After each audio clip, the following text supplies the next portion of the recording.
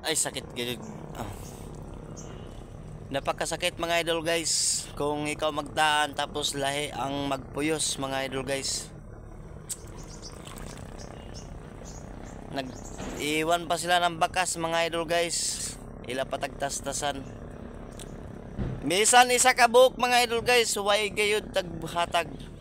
Tagbilin. Ila gayud tagbagtas na ako mga panggal mga idol guys. Sa 29 ka buok, 28 na lang ana ako natibaw. Kanila tagdayan isa ka buok.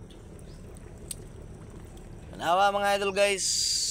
Ila tagbakasan. Ebidensya. Oh.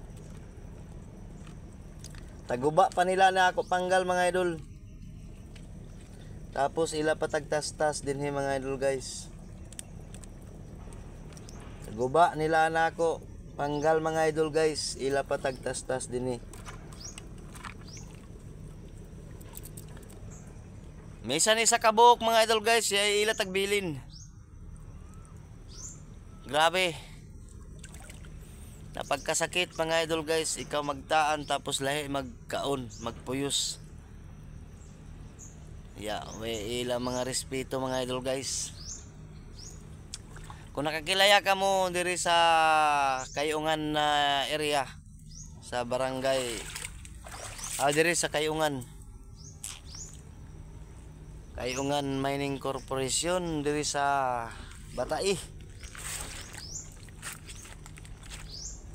Diri sa area ng Kayungan. Dahil dito nagbayay pero duda gajud ako na sila gajud naglihok na ito ng mga butang na magtas kay apikira sa ila na area na ako tagdaanan. Punto gajud nagiod. Hurot gajud. Way gajud nabilin. Hurot anan loon nakuha nila.